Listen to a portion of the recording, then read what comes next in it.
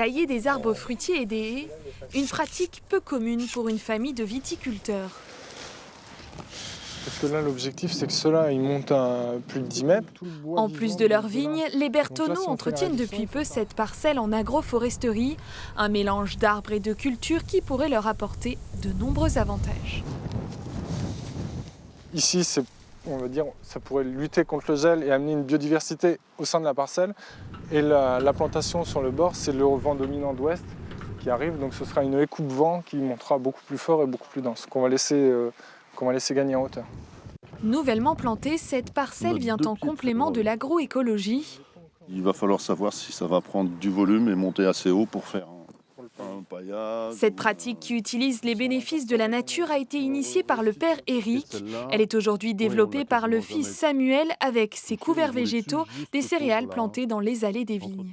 La première économie, c'est d'avoir nos céréales et nos cultures sous la main et de nous permettre de faire des essais avec des essais de densité, de semi-densité différentes, et on y va un peu à tâtons. On continue et on insiste parce que quand ça marche, on a des vrais résultats très intéressants. L'agroécologie, elle se traduit aussi dans ce vignoble à travers la taille douce des vignes. Encore peu développée, y compris dans les écoles, Lise est sortie de BTS il y a tout juste 2 ans. Les professeurs, ils sont encore un peu en marge en fait. Ils laissent ça là, en marge parce qu'ils nous disent oui, ça se fait, mais chez nous c'est pas, chez nous non.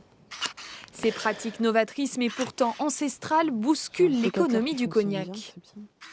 Mon père ou mon grand-père me racontait des trucs qu'on est en train de refaire, des façons de faire qu'ils faisaient autrefois. On ne peut pas tout révolutionner d'un seul coup et de temps en temps, il faut faire attention. Donc, on en discute, où on en fait une partie, ou pas tout, ou quelques rangs. On est dans un champ expérimental, je dirais, continuel. Protégée et contrôlée depuis 1909, l'appellation cognac entame sa révolution verte avec un chantier qui s'annonce titanesque. Aujourd'hui, moins de 2% des viticulteurs y sont labellisés bio.